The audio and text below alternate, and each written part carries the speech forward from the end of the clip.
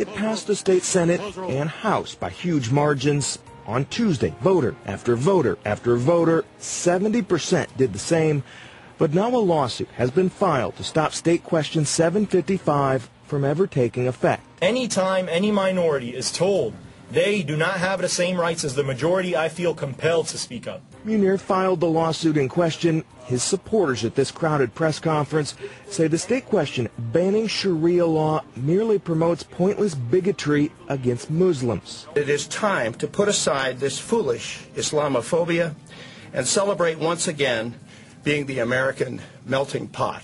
Even without 755, Sharia law has never been used to decide cases in Oklahoma courts. How real is the threat of Sharia law becoming the law of the land? Well, probably about as likely as a band of Catholics managing to get canon law as the tool that courts would use to adjudicate disputes. The lawsuit's unfounded. It's not necessary. Lewis Moore, one of the question's primary authors, condemns the lawsuit, calls 755 a preemptive action to protect the Constitution. If they want to live in America, they need to be Americans, and they need to adapt to the American culture. We have certain unalienable rights, and these rights cannot be taken away by a political campaign.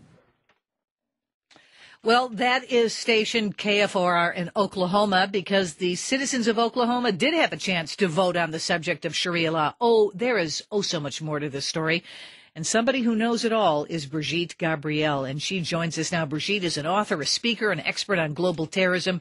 She is also the founder of Act for America. And Brigitte, you came on this program and talked about this opportunity that Oklahomans had before the election. It did get passed. There is now a lawsuit that's been started. But let me go back before we get to the lawsuit and just say, what were the numbers, and what volume did Oklahoma voters speak on this one? Did it pass by a slim margin? Was it overwhelming? How did they vote? It passed by 71%. 71% of Oklahomans went to the vote and said, we want to prohibit Oklahoma courts from using Sharia Islamic law when deciding cases. What is wrong with that? People want the Constitution upheld. This is America. All immigrants have come here from all corners of the world. No one ever tried to push their own religious laws on the rest of us. This is a Judeo-Christian culture and society based on Judeo-Christian values. The Constitution is the law of the land. This is what makes America great. All people are welcome to immigrate here. They're welcome to pray to whatever God they want to worship. They're welcome to build whatever house of worship they want. But when it comes to the law of the land, we all come under the Constitution, which is the law in the United States of America.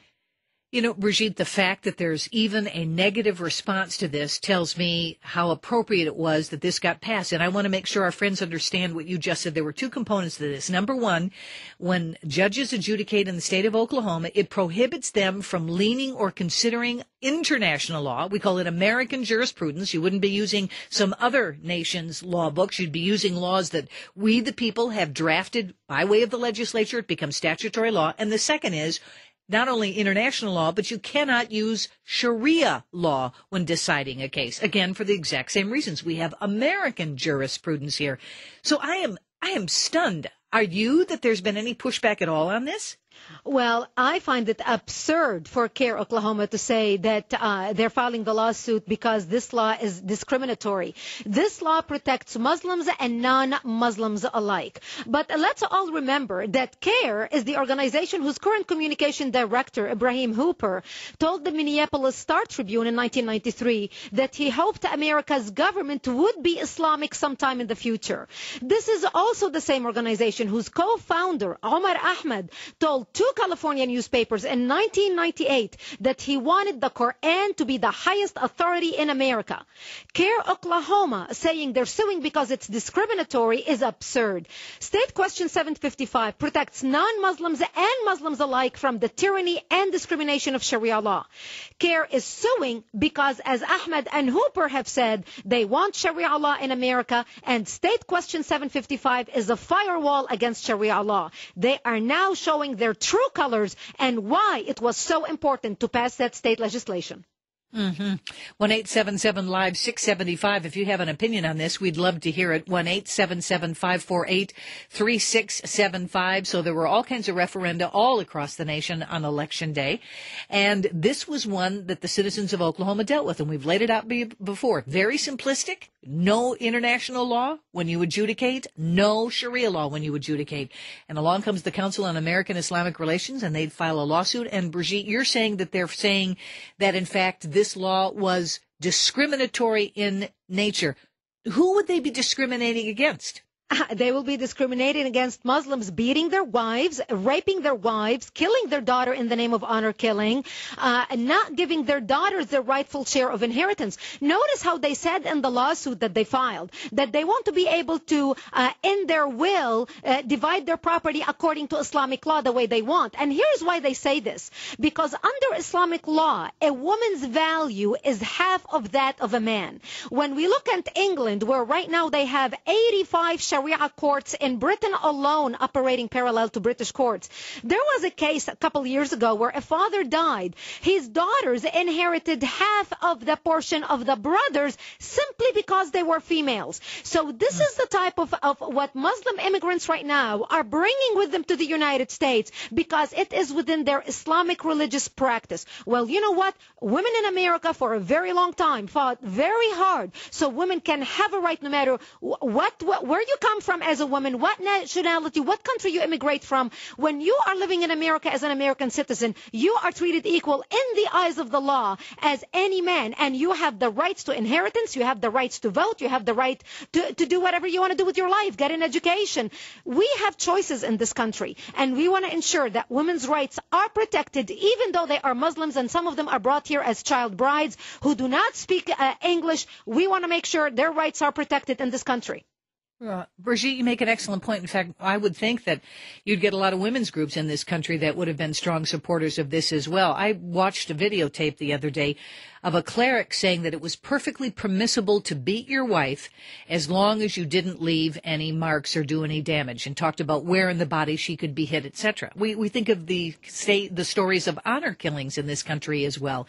If you use Sharia law as the basis for adjudication, or say that it has a place anywhere in American jurisprudence, when it stands in stark contrast to American law, I'm curious as to which they think has the final authority, American law or Sharia law.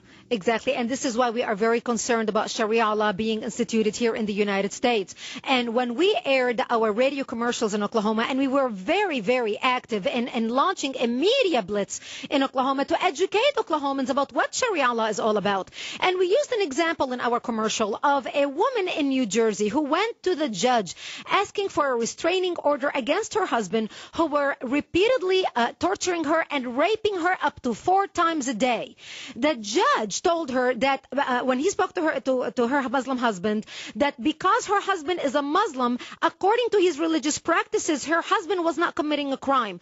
The judge made that woman live under her husband for 1 year, continually being raped and tortured, until finally it took a year when they appealed the case for the other court to overturn the decision.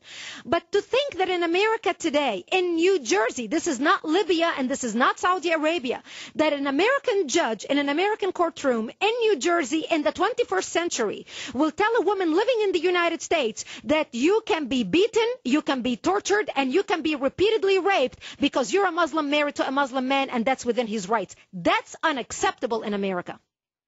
Yeah, exactly right. Jim, you're in Springfield, Illinois. We welcome you into our conversation with Brigitte Gabriel. Your thoughts, please. Your online guest had just brought up the same point I had, that the fact this was an actual case where a judge would not hold a man to American law because he was because of his Islamic traditions. That's exactly right. And we're fortunate in that a higher court eventually overturned that judge's decision. But the fact, Brigitte, that this is even working its way into the thinking of our judges in this country should give us pause, should it not? Exactly, because when we look at Europe, Janet, and if Europe is any preview as to what's coming to the United States, we better start building firewalls right now.